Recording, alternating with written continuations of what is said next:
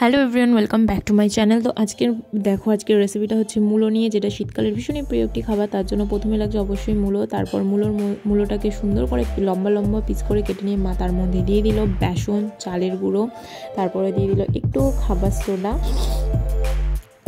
নুন।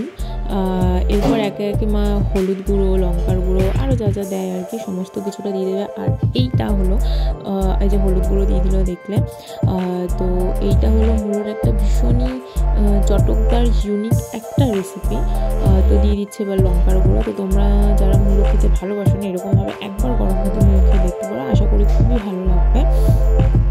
তো দেখো, লঙ্কার গুঁড়ো, জিরের গুঁড়ো, হলুদ গুঁড়ো, জিরের গুঁড়োটা এখন অ্যাড করলো। এই সমস্ত কিছুকে দিয়ে একসঙ্গে ভালো করে পরিমাপ মতো জল দিয়ে, খুব বেশি না, প্রথমে অল্প অল্প জল দিয়ে ভালো করে মিক্স আপ করে নিলেই তৈরি হয়ে যাবে এটার মূল হচ্ছে ব্যাটার। আচ্ছা, স্বাদ ব্যালেন্সের জন্য অবশ্যই চিনি মাস্ট, মানে এটা খুবই একটা ব্যালেন্সিং জিনিস, যেটা তোমার সমস্ত কিছুর স্বাদটাকে খুব দারুণ করে দেয়।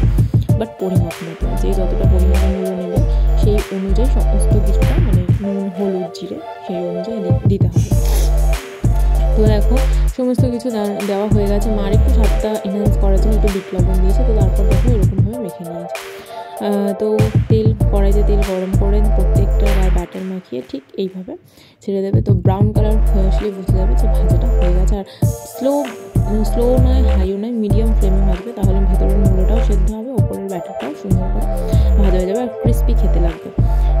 ঠিক আছে, তো আমাদের ঘরে যা ছিল আমরা ঠিক তাই দিয়েছি। তোমরা চাইলে একটু পোস্ত দিতে পারো, চিটচিট করে, মানে চিটচিট একটা ডিজাইন হবে, দেখতেও ভালো লাগবে।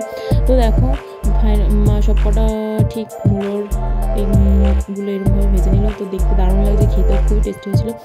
ভিডিওটা ভালো লাগলে অবশ্যই সাবস্ক্রাইব, লাইক অ্যান্ড শেয়ার করতে ভুলো না।